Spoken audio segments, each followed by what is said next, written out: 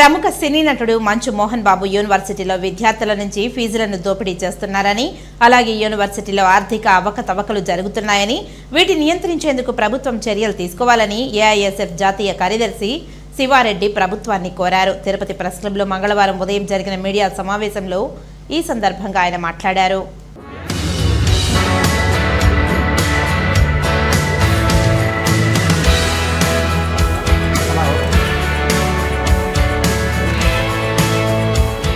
మోహన్ బాబు విశ్వవిద్యాలయం ఏర్పడిన నాటి నుంచి కూడా విద్యార్థులు అనేకటువంటి ఇబ్బందులు గురవుతా ఉన్నారు. మోహన్ బాబు విశ్వవిద్యాలయంలో గతంలో అటానమస్ కాలేజీగా ఉన్నప్పటి నుంచి తర్వాత ప్రైవేట్ యూనివర్సిటీగా మారిన తర్వాత ఈరోజు అక్కడ ఉన్నటువంటి విద్యార్థులకు అనేకటువంటి దోపిడీకి గురవుతున్నారు.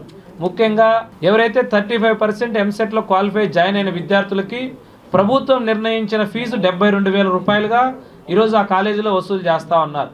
కానీ మోహన్ బాబు విశ్వవిద్యాలయంలో ఉన్నటువంటి మేనేజ్మెంట్ మాత్రం అదే కాకుండా 72,000 రూపాయలే కాకుండా మిస్లీనియస్ ఫీజు అని చెప్పేసి అదనంగా 20,000 రూపాయలు ఈరోజు ఒక్కొక్క విద్యార్థి దగ్గర నుంచి అక్కడ మేనేజ్మెంట్ వసూలు చేస్తూ ఉన్నది. ప్రతి డే స్కాలర్ విద్యార్థి కూడా మెస్ బిల్ కింద ప్రతి సంవత్సరం 20,000 రూపాయలు కట్టాలని చెప్పేసి కూడా ఈరోజు మేనేజ్మెంట్ జీవోలు జారీ చేస్తూ ఉన్నది. అంటే ఈరోజు మోహన్ బాబు గారిని అడుగుతూ ఉన్నాం, ఈరోజు పేద విద్యార్థులకి అందరికీ మంచి విద్యను అందిస్తానన్నావు, అందరికీ ఉన్నత విద్యావంతులుగా తీర్చిదిద్దా అన్నావు, కానీ ఈరోజు మీకు యూనివర్సిటీలో జరుగుతున్నటువంటి వాస్తవ విషయాల్ని ఎందుకు నువ్వు గ్రహించలేకపోతున్నావు అని చెప్పేసి ఈరోజు మోహన్ బాబు గారిని సూటిగా అడుగుతున్నాం. వాల్మార్ ప్రాజెక్ట్స్ LLP పేరుతో ఈరోజు అక్కడ ఫీజులు కూడా వసూలు చేస్తూ ఉన్నారు.